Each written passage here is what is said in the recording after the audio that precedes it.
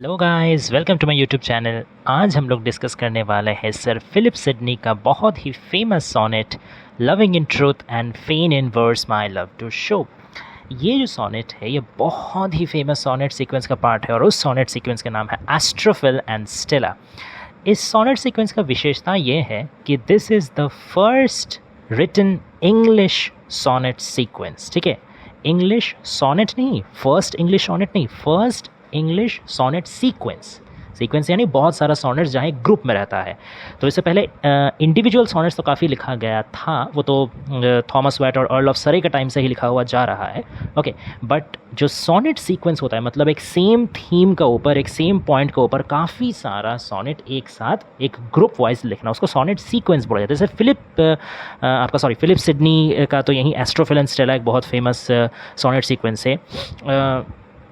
फिर आपका Edmund Spenser, उनका भी एक काफ़ी फेमस सोनेट सीक्वेंस है एमोरिटी। तो सबसे पहला इंग्लिश में लिखा गया सोनेट सीक्वेंस यही है एस्ट्रोफिल एंड स्टेला। इसमें एस्ट्रोफिल ये शब्द एक्चुअली ग्रीक वर्ड से आया है, एस्टर यानी स्टार और फिल PHIL फिल यानी लव। ठीक है, तो एस्ट्रोफिल यानी स्टार लवर या स्टार गेजर, जो स्टार देखना पसंद करता है, स्टार को चाहता है। और स्टेला एक लैटिन वर्ड है, उसका मतलब होता है स्टार। तो एक्चुअली ये एस्ट्रोफिल एंड स्टेला, ये टाइटल से ही हम लोग को पता चलता है कि एक लव पोएम है। यहाँ पे जो स्पीकर है वो एस्ट्रोफिल है। ठीक है, यानी कि एक स्टार गेजर या स्टार लवर जो दिल से चाहता है, जो दिल से प्यार करता है, किसको? अपना स्टार को। एक्चुअली इसमें हम लोग एक ऑटोबायोग्राफिकल एलिमेंट देख सकते हैं, because in this Astrophil and Stella sonnet sequence, whole पूरा सोनेट सीक्वेंस में जितना भी सोनेट है उसमें, और खास करके ये जो इंट्रोडक्टरी सोनेट है, ये loving in truth actually sonnet number 1 है, पहला सोनेट है, या कहा जाए तो ओपनिंग सोनेट है ये पूरा सोनेट सीक्वेंस का। ठीक है, टोटल सोनेट सीक्वेंस में 108 सोनेट है और 11 सॉन्ग्स है, गाने हैं। ओके, तो इसमें फिलिप सिडनी खुद को एस्ट्रोफिल की तरह देखते हैं और उनका जो स्टार है यानी कि उनका जो बिलीवेड है, जिसका लिए उन्होंने ये इतना सारा लव पोएम लिखा है, खास करके ये पहला लव पोएम लिखा है, उनका नाम है Penelope Rich. Actually she was earlier known as her parental name was Penelope डेवरा।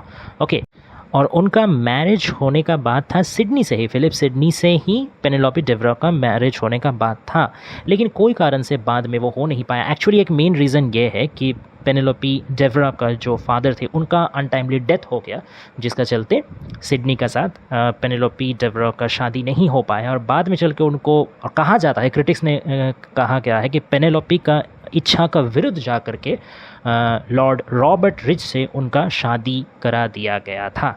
तो जिसका चलते उनको बाद में, उनका शादी के बाद उनका नाम हो गया था लेडी पेनेलोपी रिच। तो इसी के लिए सिडनी कभी भी पेनेलोपी डेवरा को पा नहीं, खुद का ज़िंदगी में कभी हासिल नहीं कर पाए, कभी उनसे साथ रह नहीं पाए जो उनका सपना था। That is why he has compared himself with Astrophil या star lover and Penelope his beloved with a star। क्योंकि स्टार कितना भी खूबसूरत हो, कितना भी ब्राइट हो, उसको कभी आप अचीव नहीं कर सकते। इंसान सिर्फ उसको देख सकता है, दूर से देख करके खुश हो सकता है, मोहित हो सकता है, लेकिन उसको पा नहीं सकता क्योंकि वो अनरीचेबल है। सिमिलरली पेनेलोपी रीच, क्योंकि उनका ऑलरेडी शादी हो चुका है, since she is already married, तो अब सिडनी के लिए और कोई उपाय नहीं है सिवाय अफसोस करना और दूर से अपना प्यार जताने का अलावा।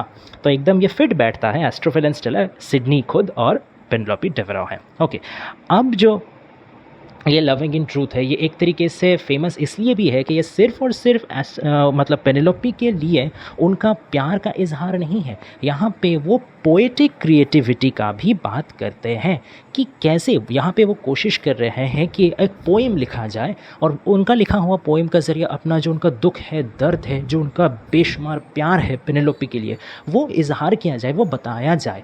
लेकिन कोई भी तरीके से वो अच्छे से पोएम लिख नहीं पा रहे हैं। वो पुराना मतलब क्लासिकल पोइट्स को स्टडी कर रहे हैं, दूसरा बहुत सारा अच्छा जो क्वालिटी का पोएम है उसको स्टडी कर रहे हैं कि काश इस सब से पढ़ के उनको कोई आइडिया मिले ताकि वो अच्छा पोएम लिख पाए, खुद बहुत बढ़िया तरीके से बयां कर पाए अपना इमोशन। लेकिन कोई फ़ायदा नहीं हो रहा, वो नहीं लिख पा रहे, उनका मन में इमोशन भरा हुआ है, वो कोशिश कर रहे हैं उसको एक्सप्रेस करने का, but he is utterly unable to do that perfectly as he is wanting. तो आखिरकार उनका जो म्यूज़ है वो आता है और उनको बोलता है कि तुम अपना दिल में देखो और वहाँ झाँक के जो दिख रहा है वो लिखो, यानी कि कॉपी करने से कुछ नहीं होगा। Creativity comes from with in, creativity comes from your own self. तो दूसरा का चाहे कितना भी बढ़िया चीज़ का तुम कॉपी कर रहे हो, कॉपी करके कि भी कोई चीज़ जेन्युइन चीज़ या क्रिएटिव चीज़ नहीं होता। उसके लिए खुद अंदर से जागरूक होना पड़ता है, खुद का दिल को, खुद का इमोशन को जगा करके उसको एक्सप्रेस करना पड़ता है अपना हिसाब से, तभी वो क्रिएटिव चीज़ होगा। तो एक तरीके से ये पोएम लव पोएम भी है और उससे भी बढ़ करके ये पोएटिक क्रिएटिविटी को लेकर डील करता है। ओके, तो आइए अब हम लोग समझते हैं कि लाइन बाय लाइन एक्सप्लेनेशन करके इसका एक्चुअली ये जो लविंग इन ट्रूथ पोएम है ना, ये इसमें बहुत सारा चीज़ छुपा है। जैसे दो चीज़ तो मैंने, दो थीम मैंने तो आपको अभी बता दिया कि एक पोएटिक क्रिएटिविटी, एक लव पोएम, लेकिन इसको भी छोड़ करके इसका जो स्ट्रक्चर है ना, स्ट्रक्चर में भी इसमें काफ़ी इनोवेशन है। ठीक, इसमें काफ़ी सारे लिटरेरी डिवाइस भी आप लोग को मिलेगा और इसमें काफ़ी डीप रीडिंग भी हम लोग जैसे करेंगे, एक लाइन का काफ़ी अंतर, मतलब काफ़ी लेयर्स ऑफ मीनिंग मिलेगा। तो जैसे लाइन बाय लाइन हम लोग एक्सप्लेनेशन करेंगे तो सारा चीज़ धीरे धीरे समझने का कोशिश करेंगे। Okay, so let's start. Loving in truth and fain in verse my love to show, मतलब लविंग इन ट्रूथ मतलब सचमुच में प्यार किया है मैंने, मेरा प्यार सच का है। ये कौन बोल रहा है? ये एस्ट्रोफिल बोल रहा है, यानी सिडनी खुद, उनका जो पोएटिक पर्सोना है वो बोल रहे हैं कि मेरा जो प्यार है वो सच्चा है। Okay, and fain in verse, fain मतलब यहाँ futile, okay, helpless. Fain in verse, verse मतलब यहाँ poetry. My love to show, कि मैंने मेरा प्यार को मैं शो करने में व्यर्थ रहा हूँ, मेरा प्यार को शो करने में, दिखाने में मैं नाकामयाब रहा हूँ। लेकिन इसका मतलब ये नहीं है कि मेरा प्यार नाकामयाब है, मेरा प्यार झूठा है, नहीं, प्यार मेरा सच्चा है। लविंग इन ट्रूथ, प्यार मेरा सही है, सच्चा है, डीप है, रियल है, ऑथेंटिक है, लेकिन उसको मैं शो नहीं कर पा रहा, उसको मैं इजहार नहीं कर पा रहा, उसको मैं बयान नहीं कर पा रहा हूँ। Okay, that she, dear she, अब यहाँ शी मतलब किसको बोला गया है? ऑब्वियसली उनका जो बिलवेड है, जो स्टेला है यानी कि पेनेलोपी, उसका बात वो कर रहे हैं, एस्ट्रोफिल कर रहा है, सिडनी कर रहे हैं कि शी, डियर शी मतलब मेरी प्यारी जो बिलवेड है, मैं जिससे बेतहा प्यार करता हूँ, वो जो मेरी बिलवेड है, might take some pleasure of my pain, उसको कुछ आराम मिले, उसको कुछ सुख मिले, उसको आनंद मिले मेरा दुख का। अब ये क्या बात हुआ? मेरे दुख से वो खुश क्यों हो गई है? उसको खुशी करने के लिए मेरे हमको दुखी होने का दरकार क्या है? एक्चुअली यहाँ पे पेन का मतलब एफर्ट्स, अटेम्प्ट्स। किस चीज़ का एफ़र्ट? कि जो एफ़र्ट लगा करके मैं पोएम लिखने का कोशिश कर रहा हूँ, जो एफ़र्ट लगा के मैं अपना दुख दर्द, अपना प्यार, अपना इमोशन को एक्सप्रेस करने का कोशिश कर रहा हूँ, वो जो मेरा एफ़र्ट है उसको यहाँ पे पेन बोला जा रहा है। एक नंबर तो ये। दूसरा पेन मतलब जो एक्चुअली में पेन का अर्थ होता है लिटरल की दर्द, तो दर्द तो उनका जाहिर सा बात है, सिडनी का मन में, एस्ट्रोफिल का मन में दर्द तो है, क्योंकि वो चाह रहे हैं, वो बेशुमार प्यार कर रहे हैं पेनेलोपी से, अपना स्टेला से, लेकिन उसको इतना प्यार होने के बावजूद उसको अचीव नहीं कर सकते हैं, अपने बिलवेड के साथ यूनाइट नहीं हो पा रहे हैं, एक दूरी रह जा रही है। इमोशनल डिस्टेंस नहीं है, लेकिन एक वर्ल्डली डिस्टेंस, एक फिजिकल डिस्टेंस है। ये चीज़ बहुत दर्द दे रहा है एस्ट्रोफिल को, ये चीज़ बहुत दर्द दे रहा है पोएट को। तो ये हो गया पेन। अब यहाँ पर छोटा सा एक पन भी है। पन मतलब जो साउंड में जो सिमिलैरिटी होता है, ठीक है। So there are different words with different spellings and meanings but similarity in sound।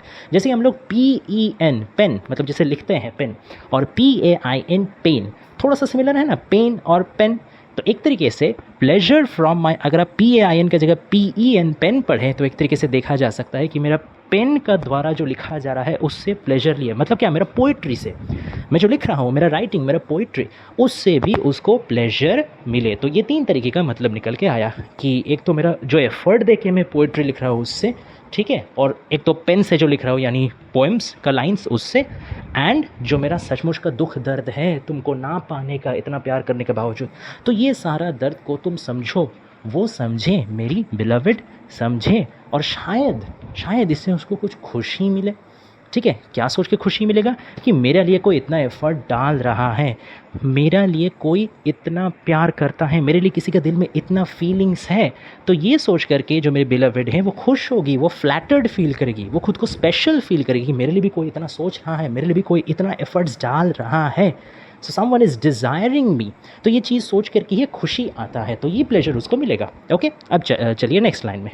Pleasure might cause her read, reading might make her know knowledge might pity win and pity grace obtain. तो ये यहाँ पे Sydney क्या कर रहे हैं, या जो कहा जाए तो एस्ट्रोफिल क्या कर रहा है, एक उसने तरकीब अपनाया है कि एक स्ट्रैटेजी प्लान किया है कि क्या किया जाए कि मैं अपना जो बिलवेड हूँ उसको डायरेक्टली हासिल तो कर नहीं पा रहा, तो कम से कम मेरा जो दर्द है, मेरा जो इमोशन है, मेरा जो प्यार है, मेरा फीलिंग्स क्या है, वो मैं खुद जाके उसको बता तो नहीं पा रहा, वो उसका मैं एक रियलिस्टिकली एग्जीक्यूशन तो नहीं कर पा रहा, तो कम से कम पोइट्री के थ्रू ही किया जाए, ठीक है ना।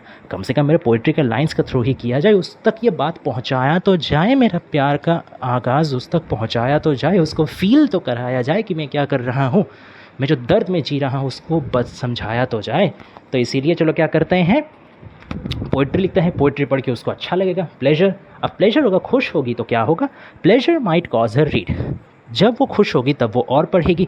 क्यों और पढ़ेगी, क्योंकि ये जो सोनेट है ये तो सिर्फ पहला सोनेट है ना, जैसे मैं आपको पहले भी बताया कि एस्ट्रोफिल एंड स्टेला ये जो सोनेट सीक्वेंस है, by the way Astrophil and sonnet ये जो सोनेट सीक्वेंस है, मैंने पहले आपको बोला कि 108 सोनेट्स इसमें हैं और 11 सॉन्ग्स है। तो इसको लिखा गया था 1580s के दौरान, ठीक है, 1580s के दौरान इसको लिखा गया था, ओके। और एक फैक्ट ये भी है कि 1584 में ही जो पेनेलोपी है, पेनेलोपी डेवरो, वो पेनेलोपी रिच बन गई थी, यानी उनका जो शादी है वो रॉबर्ट रिच से, लॉर्ड रॉबर्ट रिच से हो गया था, ओके। तो इसीलिए सिडनी का जो कहा जाए कि एक जो इंटेंस मोमेंट है, या जो दुख है, या ना पाने वाला वो एक फीलिंग है, जो और उभर के यहाँ पे आ रहा है। तो 1580s के दौरान ये लिखा गया था सोनेट सीक्वेंस, और इसको लेकिन इसको पब्लिश किया गया 1591 में, ठीक है, 11 साल बाद लगभग। तो क्योंकि 108 सोनेट है तो ये तो सिर्फ पहला वाला सोनेट है, तो इससे आगे तो और भी 107 सोनेट है। तो हो सकता है कि पहला सोनेट पढ़ करके उसको अच्छा लगा हो तो वो थोड़ा और पढ़े, आगे का भी पढ़े। जितना वो पढ़ेगी उतना वो मेरे प्यार के बारे जानेगी, क्योंकि मैंने तो हर सोनेट में ही मेरे प्यार के बारे लिखा हुआ है। तो जितना पढ़ेगी उतना मेरे प्यार के बारे जानेगी, तो शायद जानेगी तो थोड़ा उसको भी मतलब अच्छा लगे, वो भी मेरे फीलिंग्स को, इमोशंस को ग्रैब कर सके, ओके। तो पढ़ेगी तो क्या होगा, देखिए उसके बाद एक लॉजिकल यहाँ पे वो कनेक्शन क्रिएट कर रहे हैं, एक स्ट्रैटेजी अपना रहे हैं कि क्या करने से, क्या प्लान करने से क्या होगा। Here one action is logically leading to another action, ठीक है। और बार बार ये कन्फ्लिक्ट आपको देखने को मिलेगा इस पोएम में, सिर्फ इसी पोएम में नहीं, Astrophil and Stella sonnet sequence का जो बाकी सोनेट्स है उसमें भी देखने मिलेगा, और ख़ास करके क्योंकि ये ओपनिंग सोनेट्स है तो इसमें तो बहुत बढ़िया से देखने को मिलेगा, ठीक है। The conflict between passion and logic, the conflict between intelligence and emotion, okay, the battle, the duel between brain and heart, ठीक है। तो एक जो सिडनी का मन है, जो रैशनैलिटी है, वो समझा रहा है कि नहीं तुम पेनेलोपी को नहीं पा सकते, उसका ऑलरेडी शादी हो गया, अब सोच के क्या करोगे, she is unachievable now for you. लेकिन उनका जो दिल है, उनका जो पैशन है, इमोशन है, वो तो किसी का बात नहीं मान रहा है ना, वो तो प्यार कर चुका है। अब प्यार हो जाए तो अब क्या ही किया जा सकता है, वो तो किसी का बाधा नहीं मानता, ओके। तो वो जो दिल है, वो इमोशन है, वो बार बार सिडनी को सता के रख रहा है, वो बार बार बोल रहा है कि नहीं शायद कुछ हो, शायद कुछ हो, शायद मेरा पोएम पढ़ के कुछ प्यार उनमें भी जग जाए, कुछ शायद हो, एक आशा, एक पॉजिटिविटी वो अभी तक मेंटेन करके रखा है। तो there is the conflict between logic and emotion, okay. तो देखिए पोइट्री में ये लॉजिक वो सजा रहे हैं कि pleasure might cause her read, reading might make her know. तो जितना पढ़ेगी उतना वो जानेगी, किस बारे जानेगी, मेरा दुख दर्द, मेरा प्यार, मेरे इमोशन के बारे जानेगी।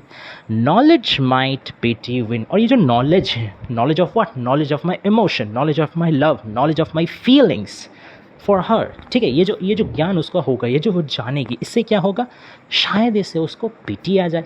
पिटी means the feeling of mercy, कि थोड़ा सा दया माया आ जाना, थोड़ा करुणा हो जाना, कि बेचारा मेरे लिए एस्ट्रोफिल इतना दर्द सह रहा है, इतना वो हमको चाह रहा है, इतना उसको दुख हो रहा, तड़प रहा है मेरा बात सोच के बेचारा। तो ये जो थोड़ा सा दया माया है, ठीक है, ये शायद उसमें आ जाए, जितना वो मेरा ख़राब हालत का बारे जाने की, शायद कुछ दया माया थोड़ा सा भी आ जाए, शायद यही मतलब होप कर रहे हैं poet. Okay, and pity grace obtain, और यही दया माया से उसको क्या होगा, ऑब्टेन मतलब कि मिल जाना, अचीव करना, कुछ ग्रैब करना, मिल जाना, ठीक है। तो यही दया माया से शायद कुछ ग्रेस मिल जाए। ग्रेस का दो मतलब निकल के आता है, एक तो ग्रेस मतलब होता है कि मर्सी या फॉरगिवनेस या फेवर, ठीक है, कोई किस्म का फेवर, और एक ग्रेस मतलब ब्यूटी या ग्रैंडर, जैसे हम लोग बोलते हैं ना, इट इज़ वेरी ग्रेसफुल, ठीक है, very beautiful, very charming. Okay, तो शायद उसका ब्यूटी का ही थोड़ा सा, उसका लवलीनेस का थोड़ा सा ग्रेस हमको मिल जाए, थोड़ा सा फेवर मिल जाए, ठीक है। शायद मैं ये नहीं एक्सपेक्ट कर रहा हूँ कि वो एकदम आके मुझे शादी कर लेगी, लेकिन कम से कम कुछ अगर वो भी दिल में मेरे लिए फीलिंग कुछ अगर उसका भी आ जाए, कम से कम उतना तो मिले। अगर मैं पूरा ज़िंदगी नहीं साथ बिता भी सकता हूँ तो कम से कम वो मेरा प्यार में तो खोया रहे, वो मेरा प्यार को भी तो वो रिटर्न करे, मेरा अफेक्शन को भी तो वो रिटर्न करे, मेरे जैसे इमोशंस उसका मन में तो आए, इतना तो कम से कम हो, इतना सा भी मतलब एस्ट्रोफिल के लिए एक रिवॉर्ड जैसा है। तो इसी के लिए वो एकदम चाह करके बैठा है कि कब ऐसा हो, कब ऐसा हो, शायद हो जाए। ओके, अब आते हैं नेक्स्ट पार्ट में। I sought fit words to paint the blackest face of woe. तो मैंने सॉट यानी कि फाउंड, ओके, या एक तरीके से सर्च भी कह सकते हैं हम लोग, कि संधान करना या ढूंढना, ठीक है। तो मैंने ढूंढा, क्या ढूंढा, फिट वर्ड्स, फिट यानी अप्रोप्रिएट वर्ड्स, ठीक है। मैंने एकदम सटीक वर्ड ढूंढने का कोशिश किया या ढूंढ रहा था, किस लिए, क्या करना था मुझे सटीक वर्ड ढूंढ करके, to paint the blackest face of woe, जो सबसे घना काला चेहरा है वो का, वो यानी वहाँ पे सैडनेस। देखिए यहाँ पे हम लोग को पर्सोनिफिकेशन देखने को मिलता है, ठीक है। पर्सोनिफिकेशन यानी कोई भी नॉन पर्सनल चीज़ को, मतलब इंसान नहीं है ऐसा, कोई भी चीज़ को आप इंसान जैसा ट्रीट करें, पर्सनल एट्रीब्यूट्स उसमें डाले, उस चीज़ को बोला जाता है पर्सोनिफिकेशन। तो जो वो है, जो दुख है, ये तो एक एब्स्ट्रैक्ट चीज़ है ना, ये तो कोई मतलब जीता जाता इंसान नहीं है कि इसका चेहरा रहेगा काला गोरा, वो तो अलग बात है, चेहरा रहेगा। तो लेकिन यहाँ पे क्या बोला जा रहा है कि आप दुख का चेहरा को, दुख का जो सबसे घना काला चेहरा है उसको मुझे पेंट करना है। तो एक्चुअली यहाँ पे वो को पर्सोनिफाई किया गया है, ठीक है। और घना काला मतलब क्या, वेरी डार्क, मतलब उनका जो दुख दर्द का इंटेंसिटी है, ये यहाँ पे वो समझाना चाह रहा है कि मेरा extreme level of sadness I am feeling, extreme level of suffer I am doing, extreme level of pain is inflicted on me, ठीक है। मुझे एक तरीके का टॉर्चर सहना पड़ रहा है, एक दर्द सहना पड़ रहा है, एक जो मतलब दुख है, सेपरेशन, बिछड़ने का जो दुख है, ये मुझे सहन करना पड़ रहा है और एक्सट्रीम लेवल में। तो उसको मैं पेंट करना चाहता हूँ। पेंट मतलब क्या, इतना बढ़िया से उसको मैं दिखाना चाहता हूँ जैसे वो मतलब आँख में डायरेक्ट दिखे। अब आदमी का जो दुख है वो कभी रियल में दिखता है क्या, मतलब दुख कोई चेहरा थोड़ी है, दुख कोई पेंटिंग थोड़ी है कि दिखेगा। तो लेकिन सिडनी बोल रहे हैं, इसीलिए तो मैं ढूंढ रहा हूँ, ऐसा वर्ड में ढूंढ रहा हूँ कि ऐसा वर्ड में लिख जाओ, ऐसा पोइट्री का लाइन में लिखो कि उसको पढ़ के आदमी का आँख का सामने आ जाए, ठीक है, कि मेरा दुख क्या है। ये तो पॉसिबल नहीं है, but try to understand it metaphorically, कि उनका राइटिंग का थ्रू इंटेंसिटी वो समझे जो पढ़ रहा है, मतलब जो पेनिलोपी है वो पढ़ के ही समझ जाए कि कितना वो फील कर रहे हैं, दुखी इमेजिन कर पाए सिडनी का हालत। Studying inventions fine her wits to entertain. अब देखिए, इन्वेंशंस फाइन का मतलब बहुत ही बढ़िया बढ़िया चीज़, फाइन यानी वेरी ब्यूटीफुल या वेरी ग्रेट, तो बहुत बढ़िया बढ़िया इन्वेंशंस। अब इन्वेंशन मतलब तो होता है कोई भी चीज़ का आविष्कार, कोई चीज़ नया करना, लेकिन यहाँ इन्वेंशंस मतलब वर्क्स का बारे बताया गया कि अदर पोएम्स और अदर पोएट्रिकल वर्क्स, ठीक है। स्टडिंग इन्वेंशंस फाइन, तो मैं क्या कर रहा था, मैं दूसरा जो वर्क था या पहले का पोइट्स, बहुत फेमस पोइट्स ने जो भी क्लासिकल लिटरेचर में जो भी बढ़िया बढ़िया चीज़ लिखा गया है उसको मैं स्टडी कर रहा था, उसको मैं पढ़ रहा था। क्यों, मेरा उद्देश्य क्या था, हर विट्स टू एंटरटेन, मुझे एंटरटेन करना था उसको, उसका जो विट्स है, उसका जो प्रेजेंस ऑफ माइंड है, उसका जो इंटेलिजेंस है, उसको मुझे एंटरटेन करना है, उसको आनंद देना है। कि ऐसा मैं एक लिख जाऊँ, ऐसा बढ़िया पोएम में लिखूँ, ऐसा बढ़िया लाइन में लिखूँ कि जिससे सिर्फ उसको मेरा जो दुख है वही ना दिखे, मेरा फीलिंग्स इमोशंस ही ना दिखे, बल्कि उसको पढ़ के अच्छा भी लगे, उसको पढ़ के उसका इंटेलिजेंस भी इसकी तरह टिकल्ड हो कि वाह कितना बढ़िया से लिखा है, कितना बढ़िया वर्ड से लिखा है, कितना बढ़िया रिदम है इसमें, कितना मतलब इंटेलिजेंस का प्रयोग करके लिखा गया है और कितना इमोशन भी है। देखिए यहाँ पे सटली सबकॉन्शियस माइंड में सिडनी फिर से जो रीज़न है और जो पैशन है उसको कॉम्बिनेशन कर रहे हैं, उसको एक साथ ला रहे हैं। ठीक है, तो कभी तो ये जो दो very different very dominating force है, रीज़न एंड पैशन, बार बार वो एक दूसरे के साथ, एक दूसरे के खिलाफ, एक दूसरे के साथ ऐसे आते जा रहा है। एक ट्यूमल्ट, एक अपहीवल चलता रह रहा है कि यहाँ पे उनको चाहिए कि मेरा जो लाइन है, मैं जो लाइन लिखूँगा वो इंटेलिजेंट भी काफ़ी हो, वो मतलब आदमी को इंटेलिजेंटली भी अपील करे कि वाह कितना बढ़िया वर्ड है, कितना मतलब अच्छे से सोच के लिखा गया है, ये भी करे, और ऊपर से आदमी का इमोशंस को भी अपील करे, पैशन को भी इंट्रिग करे कि नहीं पढ़ करके समझ में कि कितना दुखी है बेचारा, पढ़ करके हम लोग को भी सिंपैथी आ जाए।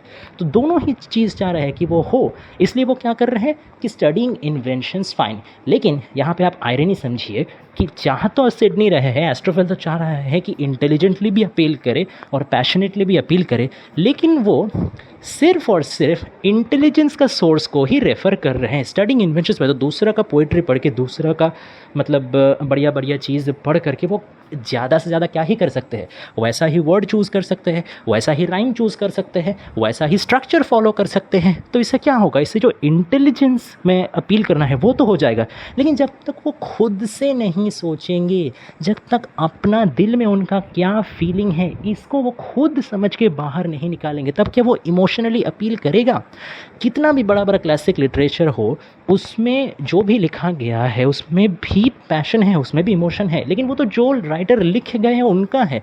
अब मान लीजिए अगर इलियड ओडिसी का बात किया जाए, या होमर का कोई चीज़ का बात किया जाए, या फिर एरिस्टोटल का कोई बड़ा बड़ा, वर्जिल का, किसी भी बड़ा पोएट का, क्लासिकल लिटरेचर का कोई भी हम लोग अगर वर्क का बात करें, तो उसमें तो उन लोग का अपना अपना इमोशन है ना। उन लोग का इमोशन और सिडनी का इमोशन क्या एक है?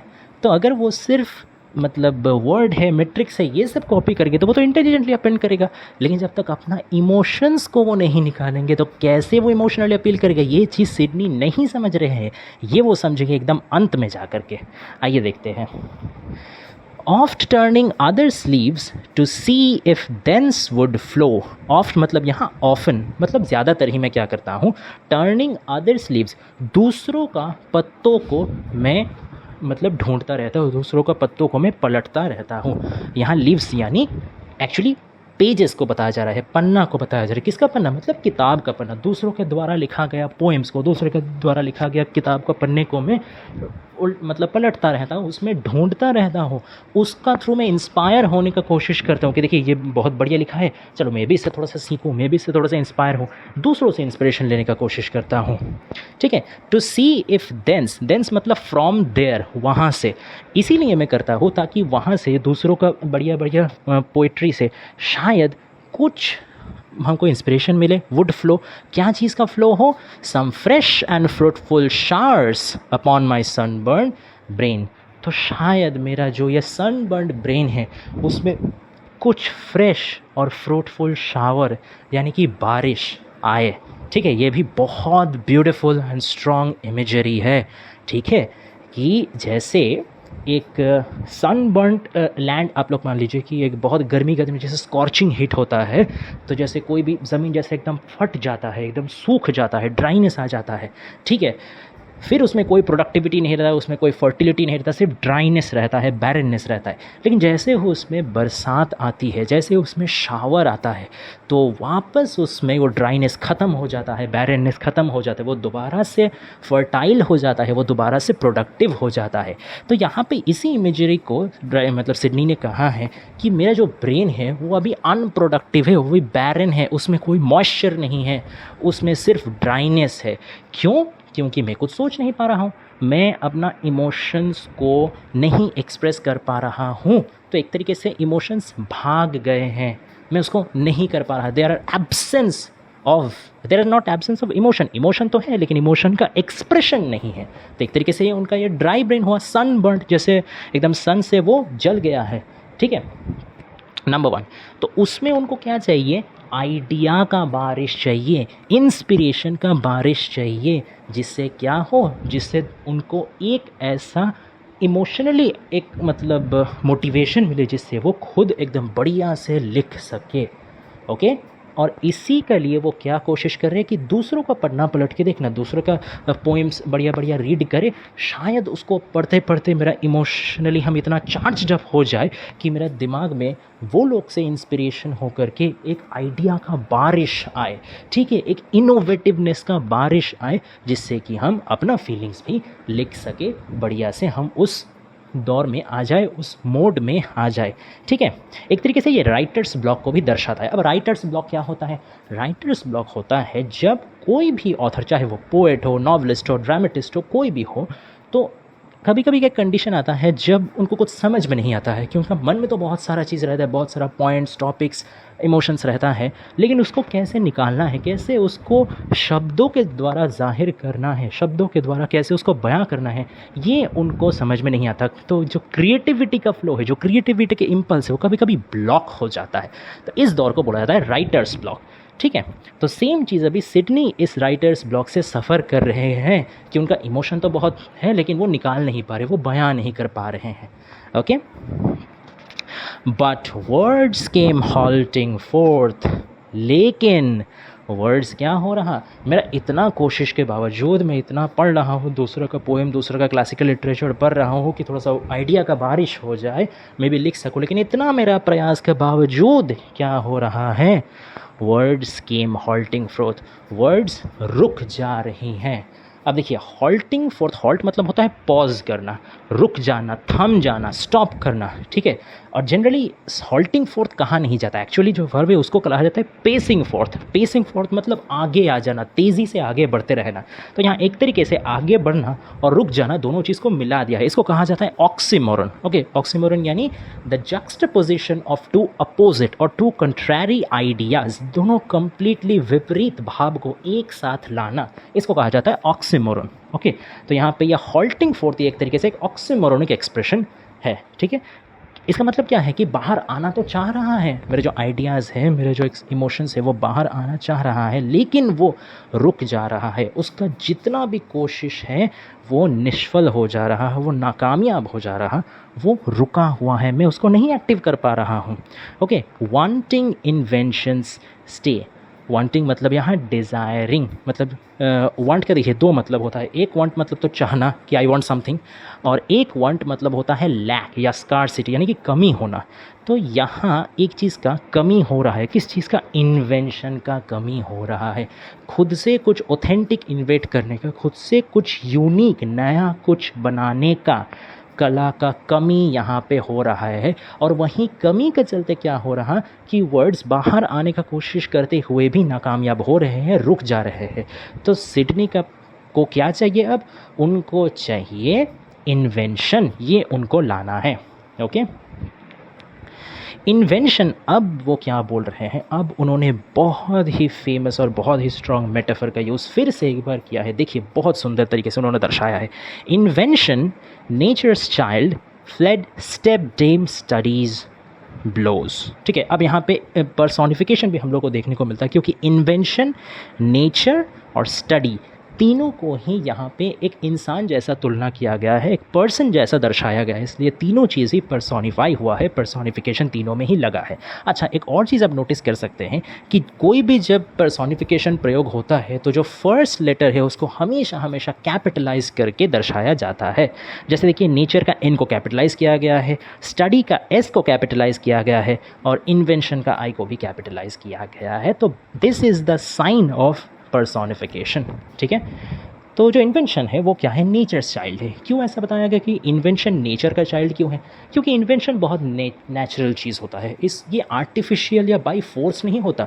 आप किसी को ज़ोर ज़बरदस्ती कोई चीज़ पढ़ा के या कोई चीज़ रटवा के या कोई चीज़ बस दिखा करके आप इन्वेंशन नहीं ला सकते हैं, जब तक इन्वेंशन आपका खुद का अंदर से ना आए। Creation is all totally a force that works from within, that instigates you from within. आप कॉपी करके किसी को बस देख देख के खुद आप क्रिएटिव नहीं बन सकते हैं. इसीलिए यहाँ पे इन्वेंशन को या क्रिएटिविटी को नेचर्स चाइल्ड बोला गया है. ओके. फ्लेड स्टेपडेम, फ्लेड मतलब भाग जाना, ठीक है. स्टेपडेम यानी स्टेप मदर, ठीक है. स्टडीज ब्लोज, ब्लो यानी यहाँ आघात, ठीक है, अटैक.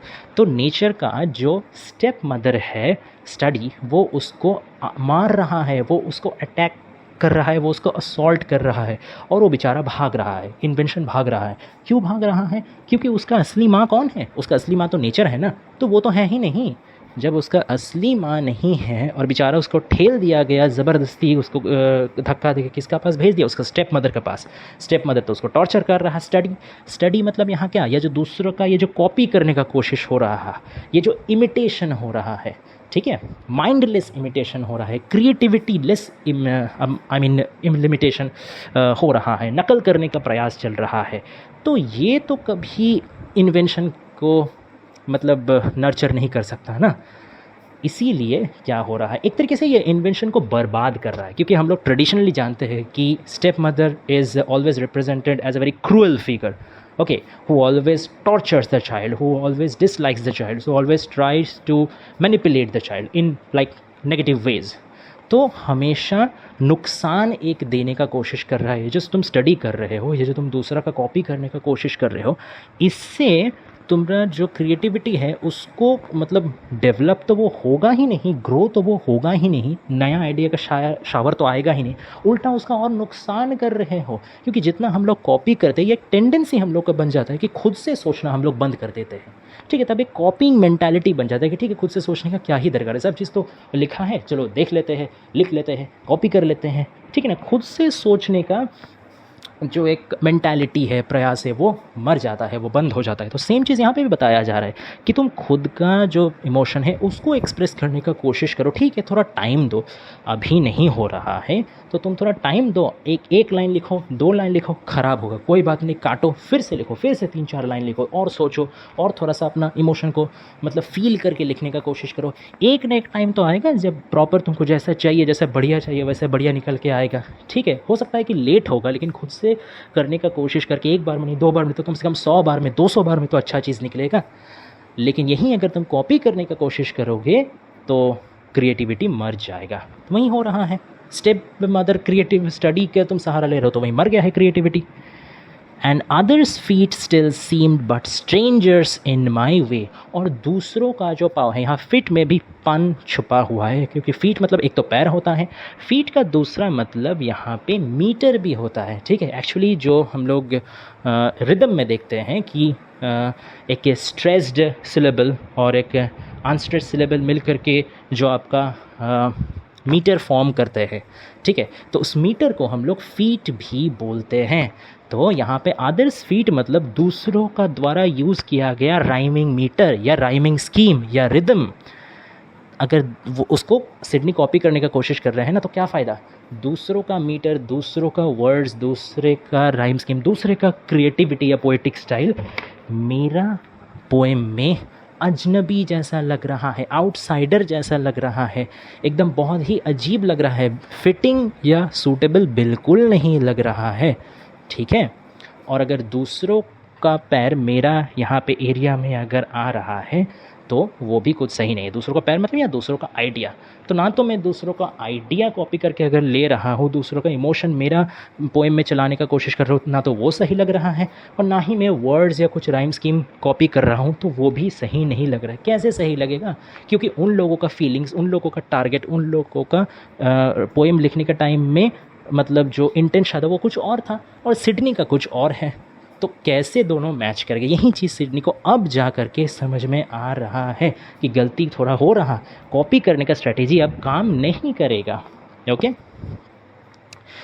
दस great with child to speak and helpless in my throes. देखिए, जितना पोएम आगे बढ़ा, जितना सोनेट आगे बढ़ा, सिडनी का जो इमेजरी है, सिडनी का जो मेटाफर है, सिडनी का जो ब्यूटीफुल वे ऑफ मतलब डिस्क्राइबिंग हिज सिचुएशन है, वो धीरे धीरे और इम्प्रूव करते जा रहा.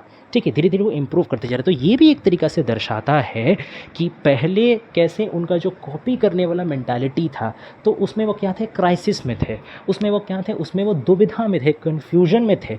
और कन्फ्यूजन में जब तक थे, दूसरे का भरोसा में जब तक थे, तब उनका जो पोएटिक एक्सेलेंस था वो इस लेवल में नहीं था। लेकिन जैसे जैसे पोएम आगे बढ़ रहा है, जैसे जैसे उनको समझ में आ रहा है कि अब कॉपी करके फ़ायदा नहीं, खुद से लिखना पड़ेगा, खुद का इमोशन को जागरूक करना पड़ेगा, धीरे धीरे वैसे वैसे उनका जो पोएटिक एक्सेलेंस है वो भी बढ़ता जा रहा है। ठीक है, जैसे सनबर्न्ड ब्रेन सोच लीजिए, या फ्रूटफुल शावर सोच लीजिए। अभी देखिए invention, nature's child, stepdame study, कितना ब्यूटीफुल वे हम लोग को धीरे धीरे और देखने को मिल रहा है। जैसे पोइट्री भी धीरे धीरे मैच्योर हो रहा है, सिडनी भी जैसे धीरे धीरे मैच्योर हो रहे हैं, वो अपना नादानी छोड़ रहे हैं, वो अपना इनोसेंस, या एक तरीके से देखा जाए तो बेवकूफ़ी छोड़ रहे हैं कि दूसरों को पास जा करके फ़ायदा नहीं, मेरा अपना इमोशन है, हमको खुद को ही परिश्रम करके लिखना पड़ेगा। तो जैसे वो खुद भी मैच्योर हो रहे हैं, वैसे उनका पोएम भी मैच्योर हो रहा है। Okay, Thus great with child to speak and helpless in my throes। तो great with child मतलब यहाँ प्रेग्नेंट का बात किया जा रहा है कि मैं प्रेग्नेंट हूँ। किस चीज़ से प्रेग्नेंट हूँ? मेरा वर्ड्स से प्रेग्नेंट हूँ। ओके, मतलब मैं चाह रहा हूँ कि मेरा वर्ड्स जो है उनको मैं निकालूँ। Okay, I am impregnated with words. ठीक है, वर्ड मेरा वूम में है, वर्ड जैसा मेरा शरीर का अंदर पनप रहा, पल रहा, बढ़ रहा। ठीक है, एकदम वो तैयार है कि अब वो निकलेगा। Here is a imagery of delivering a baby. Okay, giving birth to a baby. Okay, तो लेकिन मुझे बहुत दर्द हो रहा है, मैं बहुत दर्दनाक हालत में हूँ, मैं उसको नहीं निकाल पा रहा हूँ। मैं वर्ड को, मेरा अंदर वो छटफट कर रहा वर्ड, मेरे अंदर इमोशंस तड़प रहा है, मैं उसको वर्ड में फॉर्म करके बाहर निकालने का कोशिश कर रहा हूँ, बट नहीं निकल रहा। Okay, throws, helpless in my throws. Throws मतलब यहाँ लेबर पेन या बर्थ पेन, मतलब बर्थ, किसी को, कोई बेबी को बर्थ होने का टाइम में जो मदर को जो बहुत इंटेंस पेन फील होता है, उसको यहाँ पे थ्रो बोला गया है। ठीक है, तो वहीं उनको हो रहा है, वहीं दर्द उनको हो रहा है कि नाकामयाबी का दर्द। ठीक है, कि वो चाह रहे हैं, इमोशन से वो फुल है, लेकिन इमोशन को एक्सप्रेस नहीं कर पा रहे, उसका दर्द। और ऊपर से जो उनका प्यार का दर्द है वो तो है ही, कि पेनिलोपे रिच को मैं इतना प्यार करता हूँ, एक तो मैं उसको मतलब हासिल भी नहीं कर पा रहा, और ऊपर से अपना जो इमोशन है वो मैं उस तक पहुँचाने का कोशिश कर रहा हूँ कि एक थोड़ा इमोशन अच्छा लिखूँ, वो इमोशन भी मैं सही से नहीं ला पा रहा हूँ। दोनों तरीके का नाकाबी उनको खा जा रहा है, उनको तबाह कर दे रहा है अंदर ही अंदर से। ओके, बाइटिंग, अब आते हैं हम लोग आखिरी दो लाइन में। ठीक है, biting my truant pen, beating myself for spite. तो ट्रुएंट मतलब यहाँ होता है एक तरीके से कि कामचोर या आलसी। ठीक है, जो मेरा जो पेन है ना वो कामचोर हो गया है, वो आलसी हो गया। क्यों? मेरे पेन का काम क्या है? पेन का काम है लिखना, to write, to produce lines of poetry. लेकिन मेरा पेन क्या कर रहा है? वो अपना काम कर ही नहीं रहा है, वो वर्ड्स बाहर निकाल ही नहीं रहा है। मैं कितना उसको बोल रहा हूँ, कितना उसको बोल रहा हूँ कि मैं अंदर से, मेरे इमोशन से भरा हुआ हूँ, तो मेरा पेन तुम लिखो, मेरा पेन तुम चलो, मेरे इमोशंस को बाहर निकालो, but it's useless. I'm not able to produce even a single word worthy of my emotion. Beating myself for spite, मैं खुद ही खुद को मार रहा हूँ। अब यहाँ बीटिंग मतलब फिजिकल बीटिंग नहीं, मतलब ऐसा सच में नहीं है कि सिडनी खुद का एकदम सर जाकर कहीं पे लड़ा दे रहे, ऐसा भी बात नहीं है, या खुद को एकदम खाई से कूद जा रहे, ऐसा भी बात नहीं है। Here beating myself for spite, spite यानी होता है एंगर। ठीक है, क्रुएल्टी। ठीक है, एक तरीके का डिस्प्लीजर। ठीक है, तो भयंकर सिडनी को खुद के ही ऊपर भयंकर गुस्सा आ रहा है। ठीक है, क्यों गुस्सा आ रहा है? क्यों उनको इतना मैलिस है? क्यों तो इतना डिस्प्लेजर है? क्योंकि वो खुद का नाकामयाबी को मान नहीं पा रहे। He is not able to accept his own defeat, his own inability to express what he feels. उनका फीलिंग में और उनका एक्सप्रेशन में बहुत कमी रह जा रहा है, बहुत फासला रह जा रहा है। इस फासले को मिटाने का कोशिश बहुत कर रहे हैं, लेकिन नहीं मिटा पा रहे हैं। इसी का दर्द तो उन्होंने पहले लाइन में ही बताया है कि जैसे कैसा उनको दर्द लग रहा है, जैसे एक मदर, एक प्रेग्नेंट मदर जो अपना बेबी को बर्थ देने का टाइम में लेबर पेन सहन करती है, ठीक वैसा एक कष्ट उनको हो रहा है। वो समझ नहीं पा रहे, उनका लॉजिक पूरा अब तबाह हो चुका है। ये जो कन्फ्लिक्ट बिटवीन जो पैशन और रीज़न है, ये यहाँ पे एक और एलिवेटेड लेवल में आ चुका है। अब जो लॉजिक है वो पूरा धीरे धीरे तबाह हो जा रहा है। अब जो पैशन है वो पूरा ओवरटेक कर लिया है, लेकिन क्योंकि इस पैशन का कोई गाइडेंस नहीं है, इस पैशन का कोई डायरेक्शन नहीं है, इसलिए वो लॉजिक को तो वो ऑलरेडी तबाह कर ही चुका है, अब वो सिडनी को भी पूरा परेशान करके छोड़ दे रहा है। ओके, अब इस मामले में आखिरकार आके कौन सिडनी का हेल्प करता है? म्यूज़। आइए देखते हैं। Fool said my muse to me, look in thy heart and write. बहुत ही इंपॉर्टेंट लाइन है, बहुत ही फेमस और ऑफ्ट कोटेड लाइन है, ठीक है। राइटर्स में ये बहुत फेमस लाइन है, ठीक है। तो तब आते हैं म्यूज़। अब म्यूज़ क्या है? म्यूज़ एक्चुअली ग्रीक मिथोलॉजी में म्यूज़ का मेंशन किया है कि देयर आर 9 म्यूजेस, ठीक है। ये म्यूज़ जो है इनको हेवनली फिगर माना जाता है। They are the 9 daughters of the god Zeus, ठीक है। तो ये जो 9 म्यूज़ है ये साइंस और आर्ट्स का डिफरेंट विषय में वो पारदर्शी है, ठीक है। तो जैसे एपिक पोइट्री का जो म्यूज़ है उनका नाम है कैलियोपी, ठीक है। फिर जो हिस्ट्री का म्यूज़ है उनका नाम है जैसे क्लियो। तो ऐसे कर करके टोटल 9 म्यूज़ है, 9 डिफरेंट विषय का म्यूज़ है जो उस विषय में पूरा पारदर्शिता रखते हैं, उस विषय में पूरा दखल रखते हैं। और उस विषय में किसी को भी कुछ लिखना है, मैं किसी को भी कोई वेंचर करना है, तो उस म्यूज़ का आशीर्वाद अगर मिल जाए तो वो बहुत आराम से वो काम हो जाएगा। तो यहाँ पे कौन सा म्यूज़ को, 9 म्यूज़ में से कौन म्यूज़ को सिडनी बुला रहे हैं? सिडनी बुला रहे हैं लव पोएम का जो म्यूज़ है, ठीक है, इराटो को। इराटो, ERATO, इराटो नामक जो म्यूज़ है, जो लव पोएम का म्यूज़ है, उनको सिडनी पुकार रहे हैं, ठीक है। वो म्यूज़ आया है सिडनी का, आखिरकार सिडनी को उद्धार करने इस हेल्पलेस सिचुएशन से। वो आकर के सिडनी को क्या बोल रहा है कि you are fool, you are stupid, तुम तब से बेकार चीज़ों में ध्यान दे रहे हो, सही काम करो। सही काम क्या है? Look in thy heart. दाई यहाँ पे ओल्ड इंग्लिश है, दाई का मतलब होता है योर, मतलब तुम अपने हृदय में, अपना दिल में झांक के देखो और वहाँ से लिखो। अगर तुमको कॉपी ही करना है ना तो खुद का इमोशन को कॉपी करो, खुद का हर्ट में जो है उसको कॉपी करो, खुद का फीलिंग्स को कॉपी करो, ना कि दूसरे का लिखा हुआ कुछ चंद शब्दों को और चंद राइम स्कीम को। उसको कॉपी करके कोई फ़ायदा नहीं का कि वो लोग अपना हिसाब से लिखा है। कॉपी करना है तो अपना इमोशन को कॉपी करो। अगर इंस्पिरेशन लेना है तो खुद से लो, खुद का दिल से लो, खुद का इमोशन से लो। ये हुआ एक गाइडेंस। यही गाइडेंस का कमी से अब तक जो ये मतलब बैटल चल रहा था, अब तक ये जो फ्यूड, ये कन्फ्लिक्ट चल रहा था पैशन में और लॉजिक में, ठीक है, आखिरकार लास्ट लाइन में जाके इसका सल्यूशन हुआ। और कौन सल्यूशन दिया? इराटो नामक जो म्यूज़ है वो सल्यूशन दी सिडनी को आकर के कि अपना दिल में झांको, खुद का फीलिंग्स को देखो, खुद का इमोशन को समझो और उसको ही जैसे तुम फील कर रहे हो वैसे ही लिखो। जिस तरीके से तुमको लग रहा है वही तरीके से तुम उसको जताओ। ओके, तो here is a advice of authenticity, here is a advice of invention, here there is a advice of genuineness, ठीक है। अब आते हैं कुछ जो क्रिटिकल पॉइंट्स हम लोग नोटिस कर सकते हैं। ये तो था पूरा जो सोनेट का एक छोटा सा जो एक्सप्लेनेशन, मूल भाव, लेकिन कुछ कुछ क्रिटिकल पॉइंट्स भी हम लोग यहाँ पे नोट कर सकते हैं।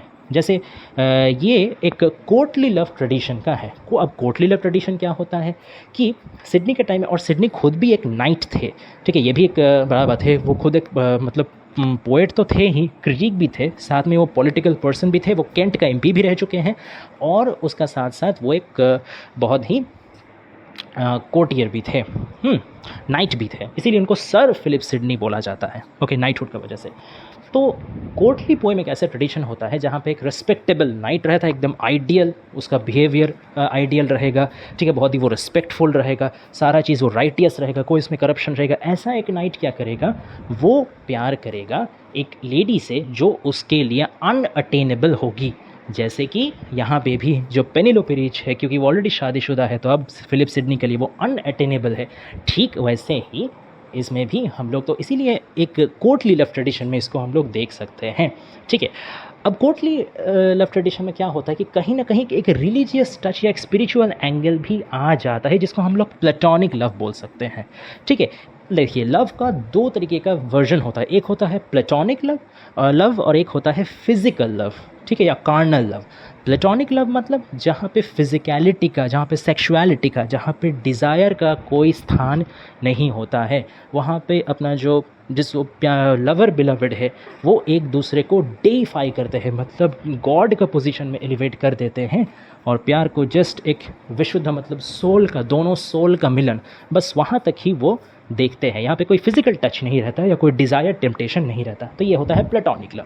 और एक होता है फिजिकल लव, जहाँ पे नॉर्मल डिज़ायर, टेम्पटेशन, सेक्सुअलिटी सब कुछ रहता है। ओके, तो प्लेटोनिक लव को काफ़ी प्योर माना जाता है। ओके, तो इसीलिए ये जो आपका कोटली लव है, कोटली लव में भी ये प्लेटोनिक लव का टच है, एक थोड़ा सा रिलीजियस, हल्का स्पिरिचुअल एंगल भी है, because love here the Sidney is trying to portray his feeling of love as something very pure, as something very divine, something very spiritual, और इसीलिए कभी भी वो स्टेला को पा नहीं सकते। और क्योंकि वो स्टेला को कभी पा नहीं सकते, क्योंकि वो स्टार, जो स्टार गेज़र है, जो स्टार लेवल है, जो एस्ट्रोफिल है, उसके लिए कभी पॉसिबल ही नहीं है स्टेला को अचीव करना, स्टार को मिलना। इसीलिए बहुत इसमें प्योरिटी है, इसमें बहुत इंटेंसिटी ज़्यादा है। देखिए ज़्यादातर ही जो चीज़ कभी हम लोग पा नहीं सकते, उसके लिए हम लोग का आशा, आकांक्षा, डिमांड, सब समय इंटेंसिटी हमेशा सर्वोच्च रहता है। तो सिमिलर केस में यहाँ भी जो लव है एक तरीके से, क्योंकि अनइटेबल है, तो it's on it's extreme, it's on it's purest form.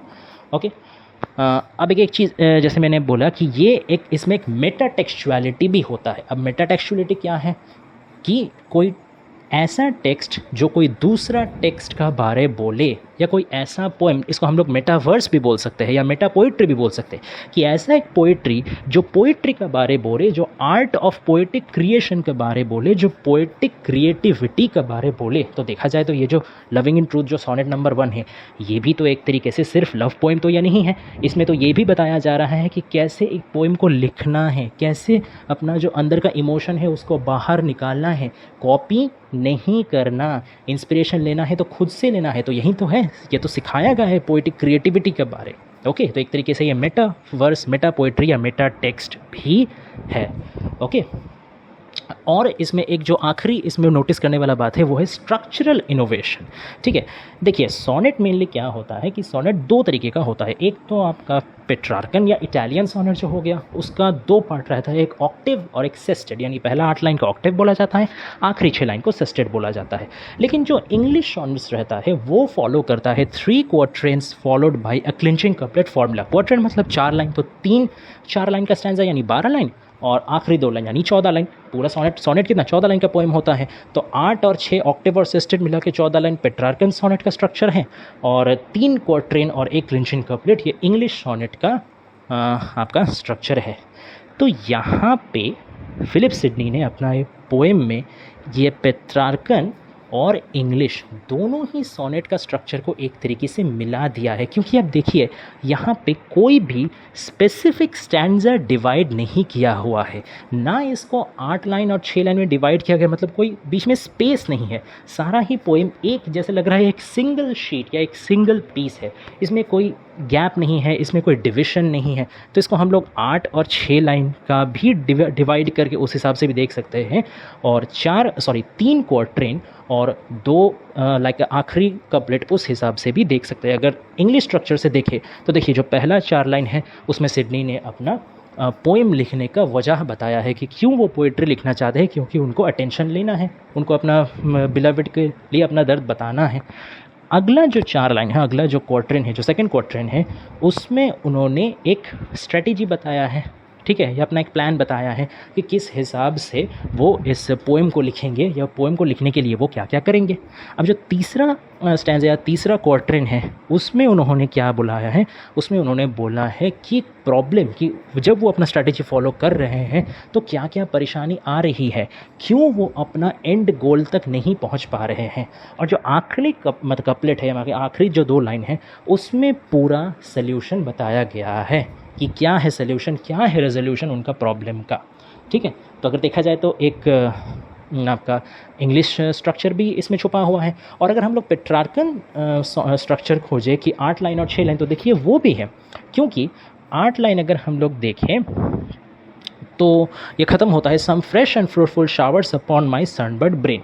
तो इतना तक जो ऑक्टेव है, ठीक है, उसमें एक इशू को या कोई क्राइसिस को या कोई प्रॉब्लम को पहले प्रेजेंट किया जाता है, फिर उसमें डिटेल्स में घुस करके सारा उसमें डेल्व डीप किया जाता है। तो यहाँ पे भी सिमिलर, पहला आर्ट लाइन में उनका जो ये पोएटिक क्रिएटिविटी है या अपना प्यार को दर्शाना है अपना पोइट्री के थ्रू, और अच्छे से दर्शाने के लिए वो कितना बाहर का चीज़ स्टडी कर रहे हैं, स्टडिंग इन्वेंशंस फाइन, इंस्पिरेशन लेने का कोशिश कर रहे हैं, ये प्रॉब्लम उनका दर्शाया गया है, पूरा अच्छे से समझाया गया है। और फिर जो आखिरी 6 लाइन है जो सेस्टेट है, उसमें बताया गया है कि उससे निकलने के लिए, मतलब उनका जो प्रॉब्लम है उसका समाधान क्या है, कि कैसे जो स्टडी है वो उनके लिए स्टेप डेम है, स्टेप मदर है, और नेचर उनके लिए, नेचुरल जो क्रिएटिविटी है वही उनके लिए सही है, और आखिर में म्यूज़ आके उनको बताते हैं कि सही दिशा दिखाते हैं। और इसमें आपको वोल्टा को भी प्रयोग आपको मिलेगा। वोल्टा होता है एक टर्न ऑफ थॉट या एक शिफ्ट ऑफ थॉट, ठीक है, जिसमें पहले एक प्रॉब्लम रिलेटेड मेंटालिटी या प्रॉब्लम रिलेटेड डिस्कशन से जो पोइट है वो हट के आकर के एक सोल्यूशन ओरिएंटेड अप्रोच में जाते हैं, या एक कहा जाए तो रेजोल्यूशन माइंडसेट में आते हैं। तो यहाँ भी सेम आप देखिए, ये जो छठा लाइन मतलब जो सेस्टेट शुरू हो रहा है वो जनरली पेट्रार्कन सोनेट में जो ऑक्टेव और सेस्टिस का ठीक जो बाउंड्री लाइन है, सेस्टेट जैसे शुरुआत होता है वहाँ से ही वोल्ट आता है या वहाँ से ही टर्न ऑफ थॉट आता है। तो यहाँ पे भी आप देखिए, यहाँ पे जो 9th लाइन है, but words came halting fourth, तो ये बट शब्द है, इसी से एक दर्शा रहा कि एक चेंज ऑफ थॉट है। पहले जितना भी थॉट बोला गया, जितना भी डिस्कशन हुआ गया, उसको एक तरीके से पोएट डिनाई कर रहा है, नेगेट कर रहे हैं कि नहीं, इसके वजह मतलब इसके अलावा, किंतु परंतु क्या हो रहा है, लेकिन अब मेरा एक दूसरा थॉट आ रहा है, एक सोल्यूशन माइंड आ रहा है, ठीक है। तो इस तरीके से देखा जाए तो यहाँ पे स्ट्रक्चर में भी मिक्सचर है, स्ट्रक्चर में भी इनोवेशन है। तो एक तरीके से उन्होंने पेट्रार्कन और इंग्लिश सोनेट दोनों का स्ट्रक्चर से इंस्पिरेशन भी लिया, जैसे उनका पोएम का फर्स्ट में बताया जा रहा है कि कॉपी करने का कोशिश कर रहे थे, लेकिन फिर उन्होंने इसमें अपना टच दिया, इसमें उन्होंने अपना इन्वेंशन दिया, क्या कि पूरा उन्होंने कुछ नहीं कॉपी किया, इंस्पिरेशन भले ही उन्होंने लिया लेकिन उसको अपना एक पर्सनलाइज्ड कर दिया, उसको एक तरीके से उन्होंने कस्टमाइज कर दिया, ठीक है। और सेम चीज़ हम लोग राइम स्कीम के लिए भी बोल सकते हैं। इस पोएम का अगर राइम स्कीम को देखा जाए, राइम स्कीम में भी आपको वैरायटी देखने को मिलेगा। पेट्रार्कन सोनेट्स का राइम स्कीम जनरली होता था ABBA ABBA CDE